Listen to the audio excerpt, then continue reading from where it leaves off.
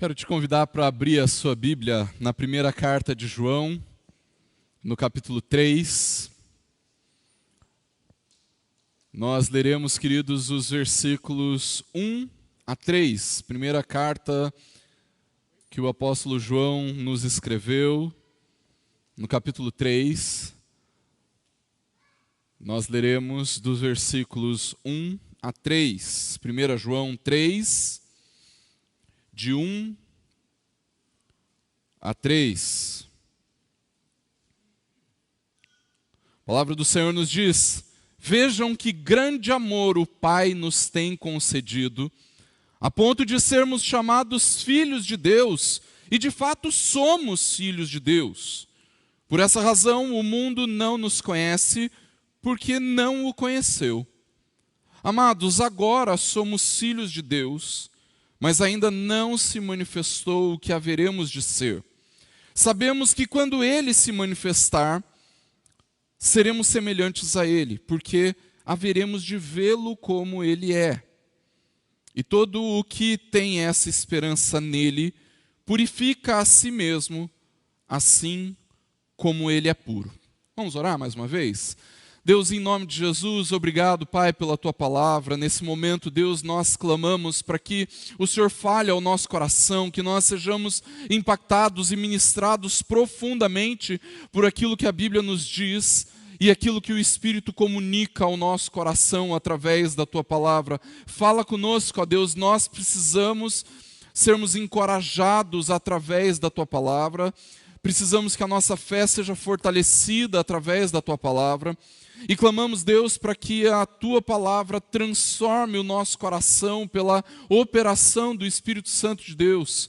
Pai, nós clamamos também por todos os lugares deste mundo, todas as igrejas deste mundo, que neste dia são ministradas fielmente através da Tua palavra. Deus, que o Senhor os abençoe e que assim também o Senhor nos abençoe nesta noite. É o que nós te pedimos em nome e para a glória do Senhor Jesus. Amém. Na última pregação, queridos, eu disse que um dos principais problemas da igreja dos nossos dias é ter perdido a perspectiva da volta de Cristo. E justamente por isso, e por vivermos sem essa expectativa a respeito da volta de Jesus, uma das coisas que nós negligenciamos é a prática da justiça.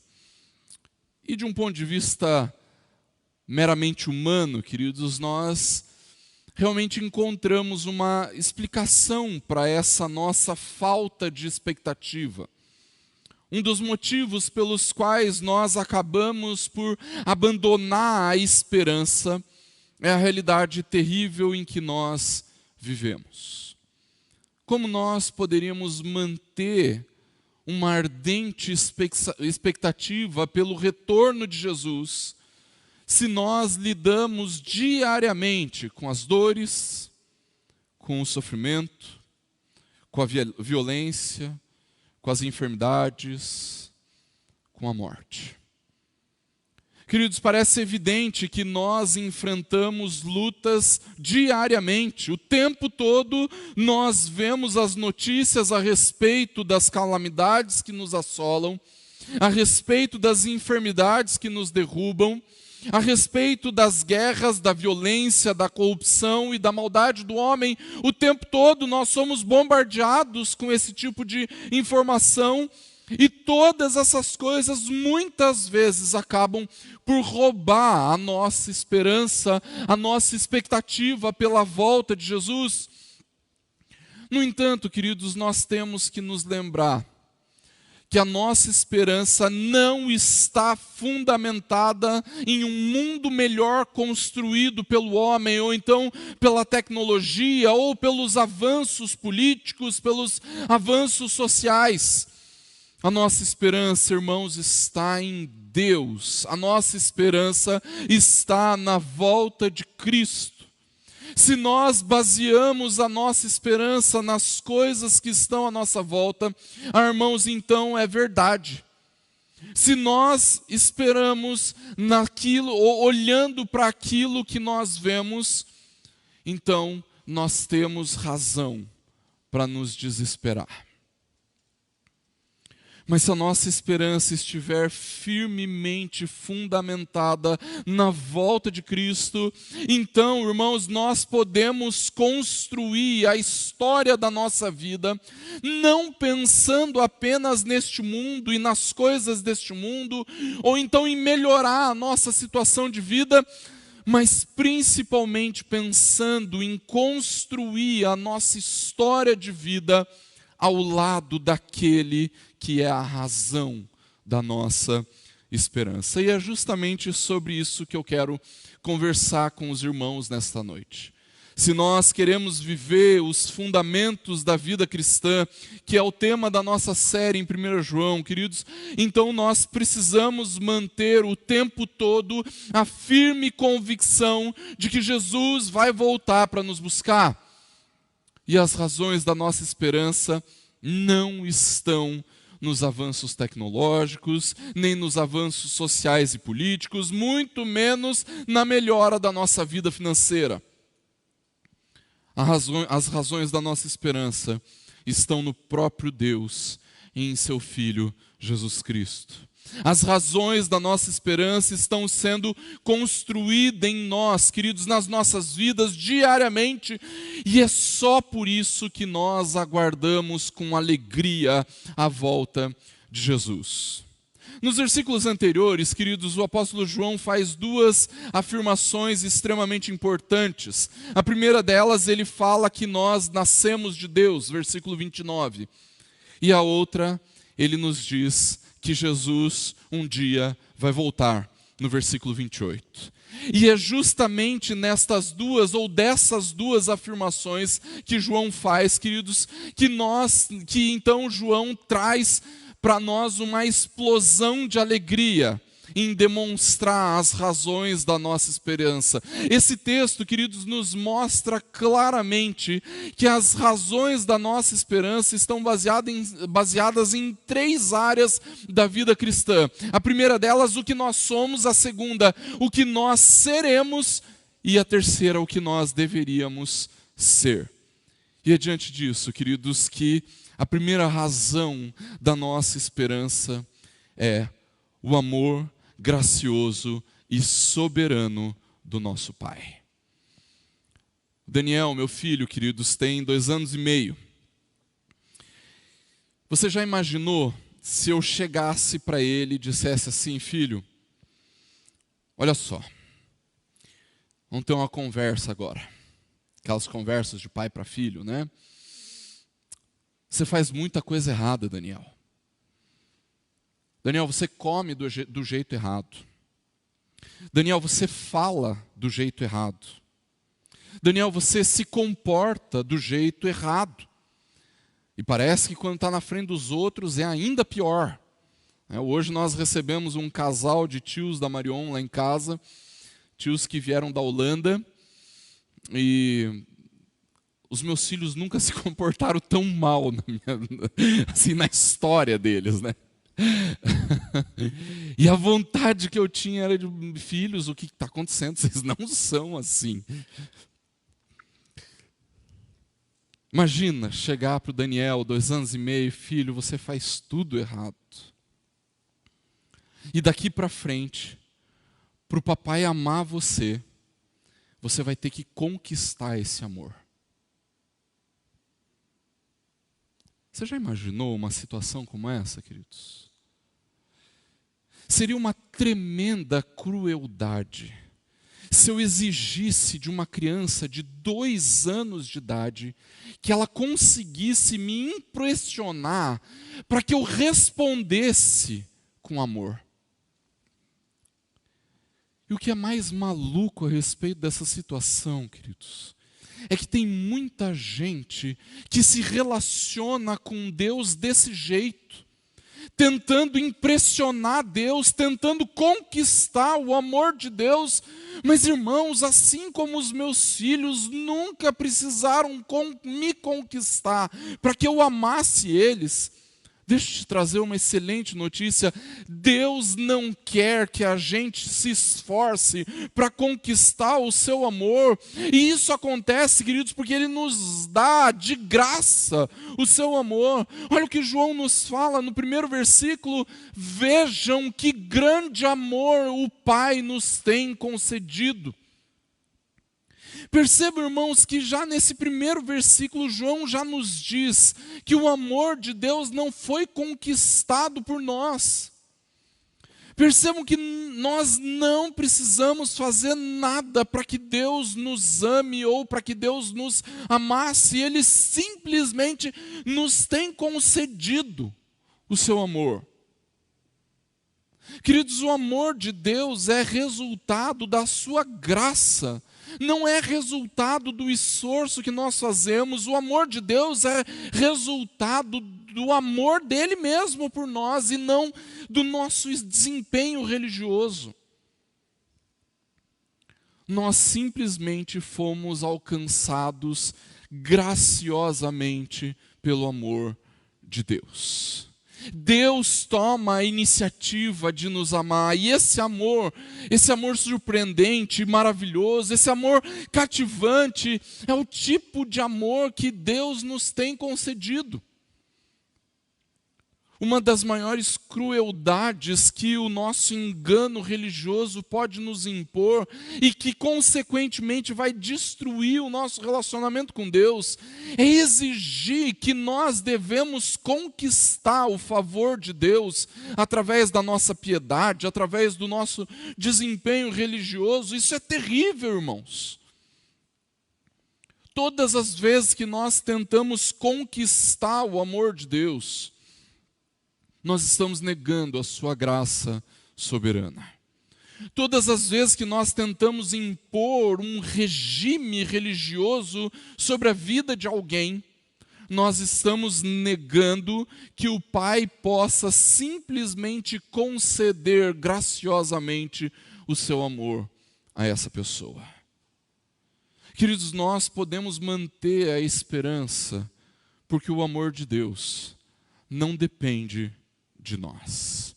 E João continua nos demonstrando isso na segunda parte do versículo 1, quando ele fala assim: esse amor é tão grande a ponto de sermos chamados filhos de Deus, e de fato somos filhos de Deus. Irmãos, por quem nós somos chamados filhos? Quem é que nos denomina filhos? É o nosso Pai. Deus é o único que tem autoridade sobre nós e sobre todo o universo para dizer quem é que são os seus filhos. Nós só podemos dizer que somos filhos de Deus porque Deus soberanamente determinou que nós somos seus filhos. Por causa do seu maravilhoso amor, Deus nos inseriu na sua família. Nós somos filhos de Deus. O primeiro motivo pelo qual nós devemos nos manter esperançosos, queridos, apesar das lutas desse mundo, apesar da realidade terrível em que nós vivemos, é o que nós de fato já somos. E nós somos filhos de Deus. E nós somos filhos de Deus não porque nós fizemos algo, mas porque Deus simplesmente declarou que nós somos, porque Ele nos chama de filhos. É Deus que declara que nós somos seus filhos, irmãos, e é por isso, por causa da sua soberana declaração, que nós realmente somos filhos de Deus. E por que eu estou insistindo tanto com isso, queridos? Porque a verdade é, irmãos, de acordo com aquilo que a Bíblia nos ensina, de acordo com o que a Bíblia nos mostra, a verdade é que não importa quais sejam as lutas que você tem enfrentado, não importa quais sejam os pecados com os quais você batalha diariamente, não importa qual é a circunstância que você esteja enfrentando, nada pode mudar o fato de que você agora em Cristo é filho de Deus. E isso precisa fortalecer a sua esperança. Em algum momento, irmãos, a Bíblia fala, em alguns momentos a Bíblia nos fala sobre a nossa filiação como uma relação de adoção. Nós fomos adotados como filhos de Deus. No entanto, queridos, nesse caso específico, o que o apóstolo João está falando é a respeito dessa nova vida que nós temos em Jesus. Nós não apenas fomos adotados, mas nós nascemos de Deus e nascemos para viver uma nova vida. Se a realidade da adoção nos garante todas as bênçãos e heranças que vêm do nosso Pai, o novo nascimento nos garante uma nova vida. Irmãos, todas as vezes que eu subo e todas as vezes que subirei nesse púlpito, domingo após domingo, eu vou demonstrar, assim como eu já tenho demonstrado aos irmãos, como a Bíblia nos fala a respeito da nossa condição humana, da nossa condição de fragilidade, da nossa pecaminosidade, da nossa limitação. E quando eu digo nossa, eu não estou fazendo uso de um plural majestático, como se eu não me incluísse nessa. Eu digo nossa porque é minha também. Como homem falível, como pecador, como homem limitado que sou. E o motivo pelo qual eu faço isso, queridos, domingo após domingo, é justamente para que, pela providência divina, eu possa chegar hoje aqui e de coração rasgado, sem ufanismo nenhum, dizer: vejam que grande amor o Pai nos tem concedido. Um amor tão grande, irmãos, a ponto de nós sermos chamados filhos de Deus. E de fato, nós somos filhos de Deus. O motivo pelo qual eu gosto tanto de lembrar a você e lembrar a mim também quem nós somos, queridos. E nós estamos longe de Deus.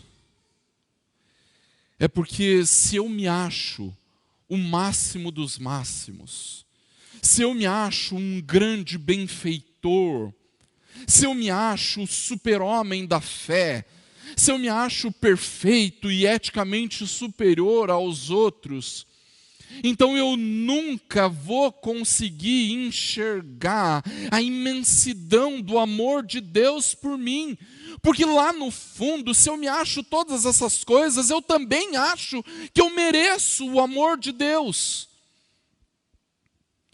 Mas quando eu consigo enxergar o tamanho do meu pecado, quando eu enxergo a infinitude da minha pequenez, a maiúscula maldade do meu coração e da minha limitação, então eu posso dizer maravilhado: vejam que grande amor o Pai nos tem concedido.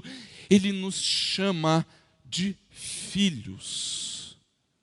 E nós, de fato, somos filhos de Deus. Você não conquistou isso. Ele graciosamente te deu.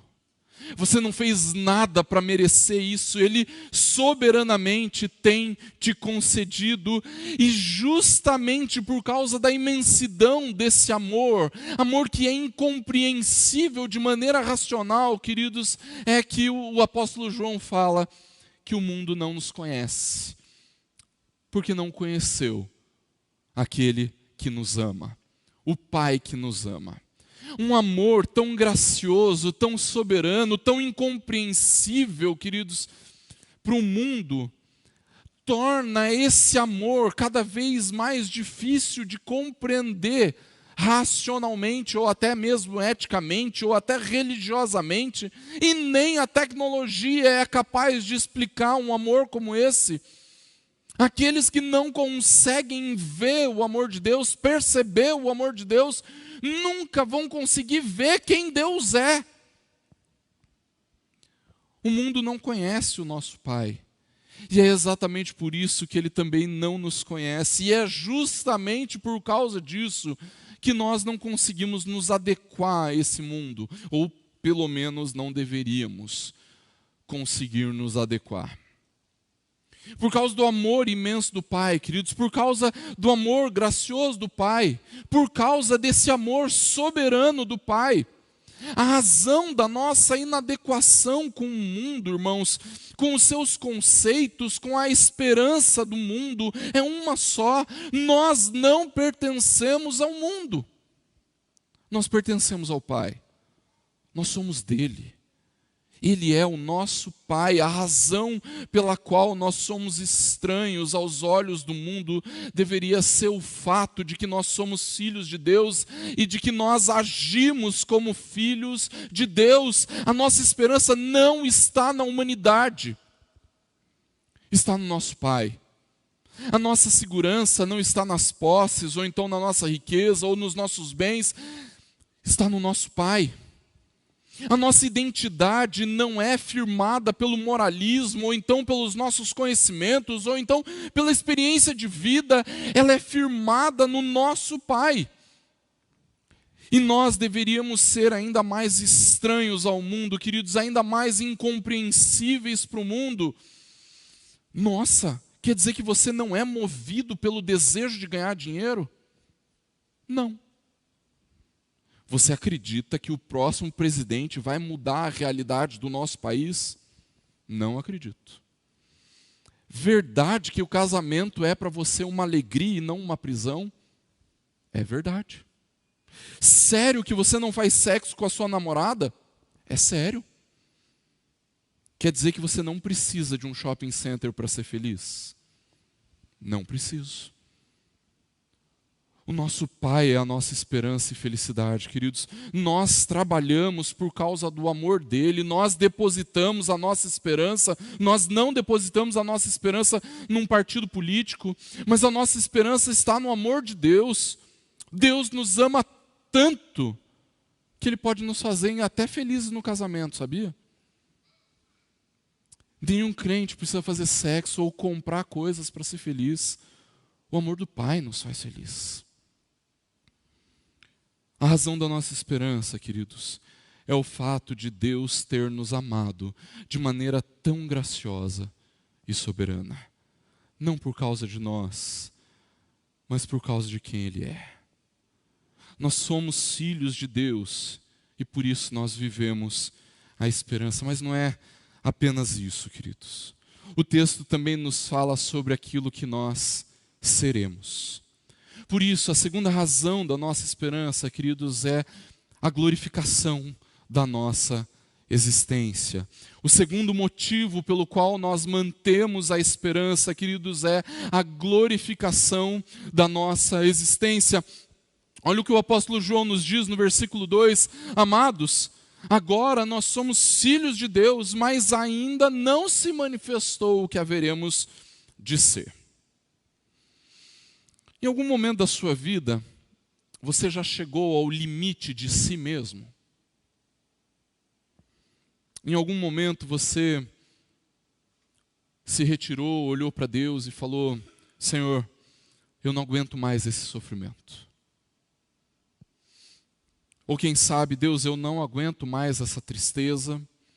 Deus, eu não aguento mais essa solidão, essa indiferença. Deus, eu não aguento mais essa dor, essa enfermidade. Ou até, será que você já chegou para Deus e falou: Senhor, eu não aguento mais continuar lutando com esse pecado. Eu não aguento mais lutar dia após dia com os mesmos pecados. Alguma vez você já pensou isso? Eu já pensei essas coisas muitas vezes, queridos.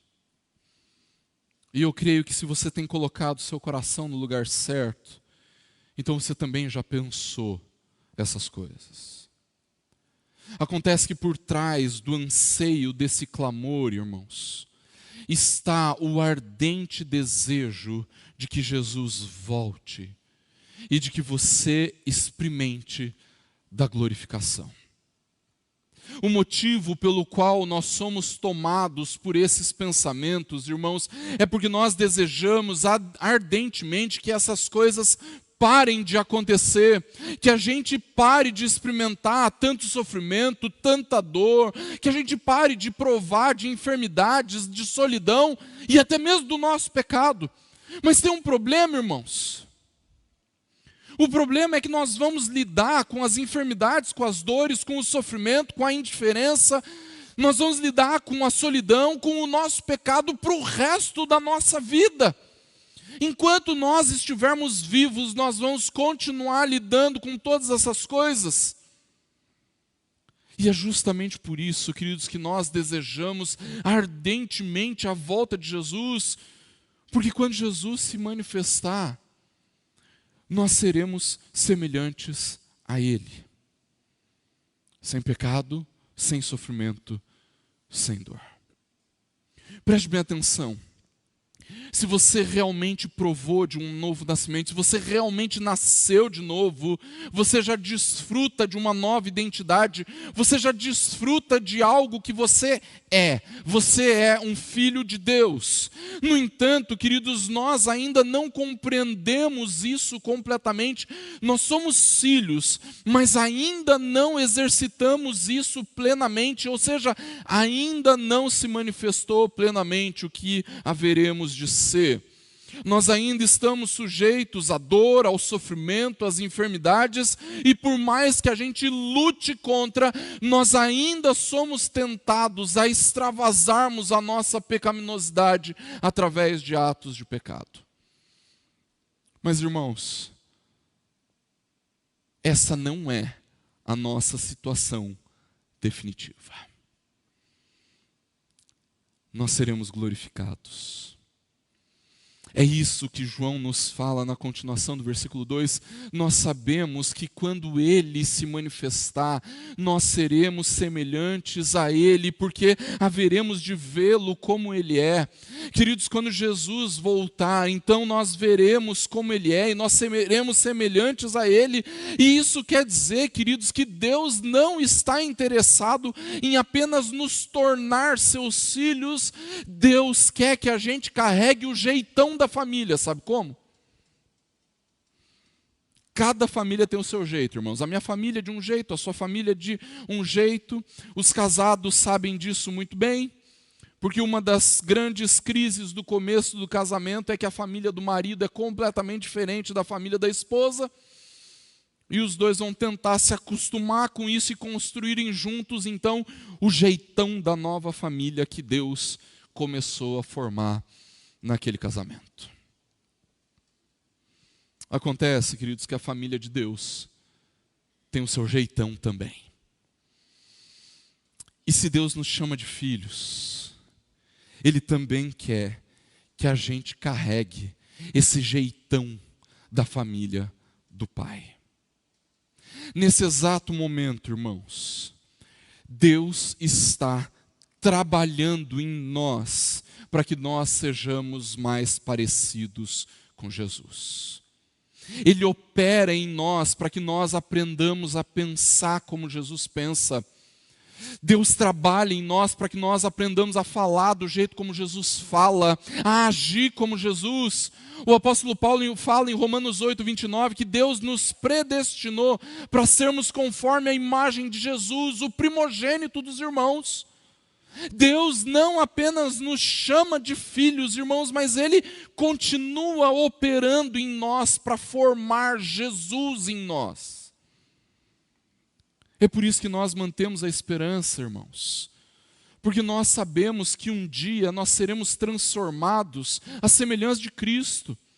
Nós mantemos a esperança porque nós sabemos que essa carne vil, essa mente pecaminosa, esse corpo limitado e sujeito às enfermidades e sofrimentos não é o nosso fim.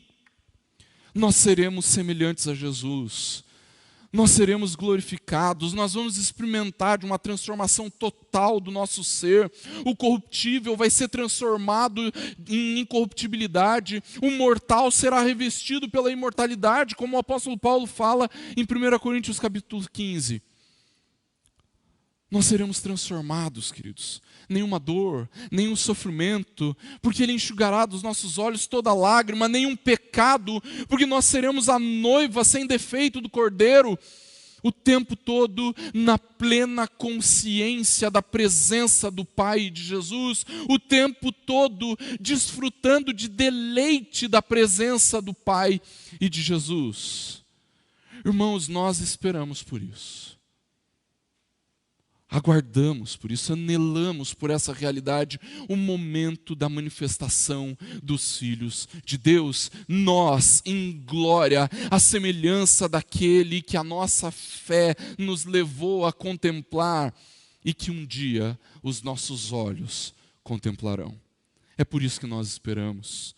A razão da nossa esperança, em primeiro lugar, é o amor gracioso do Pai, mas nós não podemos ignorar que esse amor gracioso e supremo nos levará à glorificação da nossa existência. Apesar da realidade terrível em que nós vivemos, queridos, apesar do nosso pecado, a nossa esperança se sustenta no Senhor, porque nós sabemos quem nós somos e nós sabemos quem nós seremos. Mas acontece que esse texto também nos mostra o que nós devemos ser. Por isso, em terceiro lugar, a razão da nossa esperança, queridos, é demonstrada pela busca de um caráter transformado.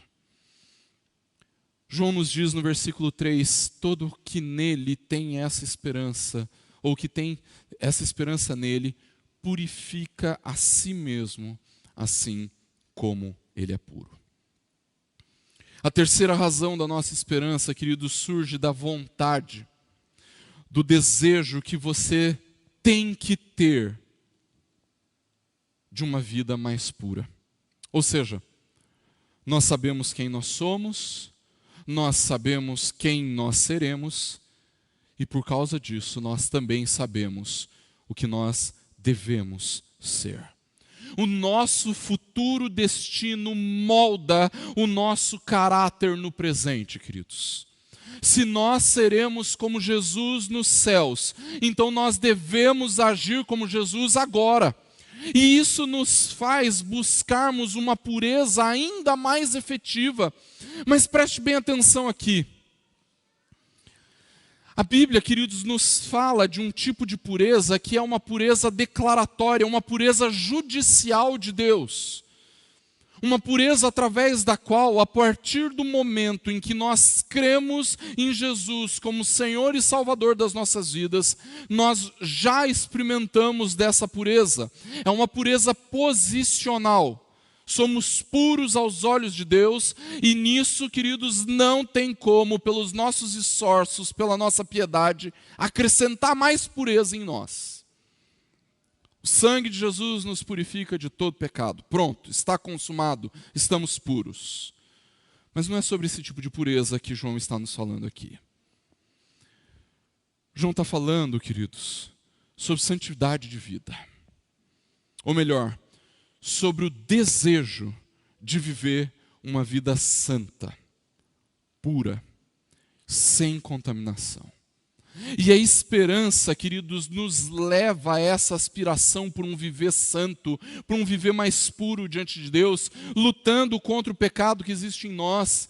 Essa esperança faz com que nós tenhamos, que exista em nós um desejo ardente por uma conduta transformada, por um caráter transformado, impactado pela pureza de Jesus, espelhada na pureza de Cristo. O reformador João Calvino, comentando esse texto, ele diz que essa esperança nos instigará, nos estimulará a seguirmos em pureza, porque essa pureza nos leva diretamente a Cristo, a quem nós bem sabemos ser um perfeito padrão de pureza.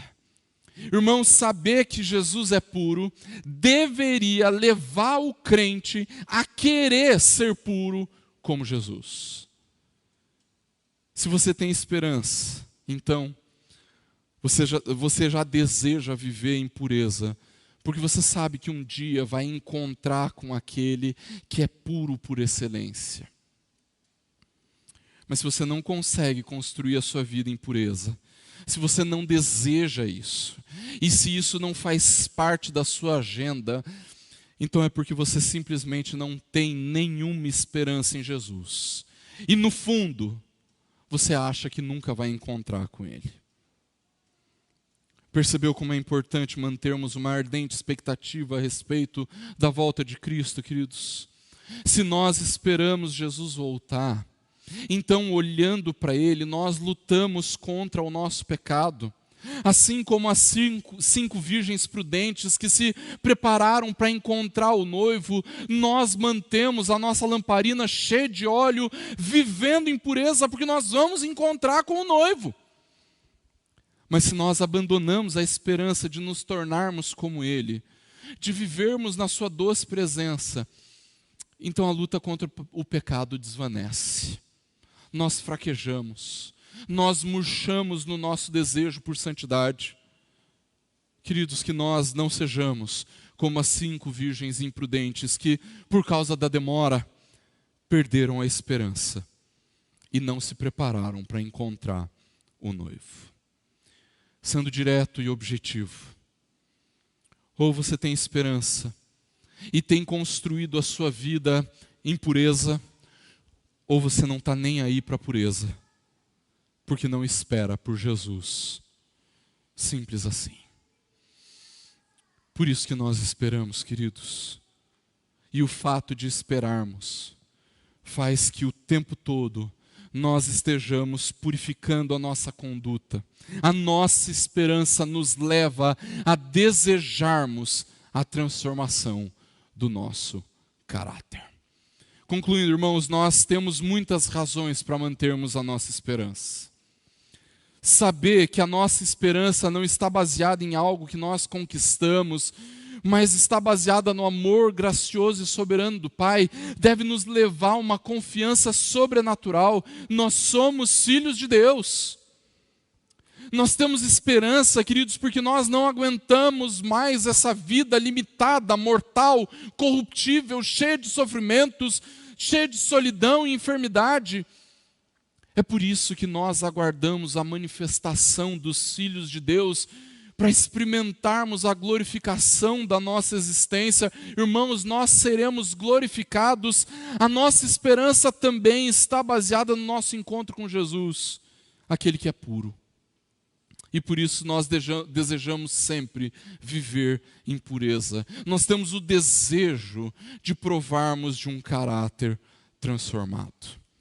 Por isso, queridos, a minha oração nessa noite é para que a cada momento nós possamos nos lembrar da volta de Jesus. Mantermos no coração a ardente expectativa a respeito do momento glorioso em que o nosso Senhor voltará e que nós nos encontraremos com Ele para vivermos na sua doce presença por toda a eternidade. Queridos, se a igreja dos nossos dias prova de grandes prejuízos por ignorar essa realidade,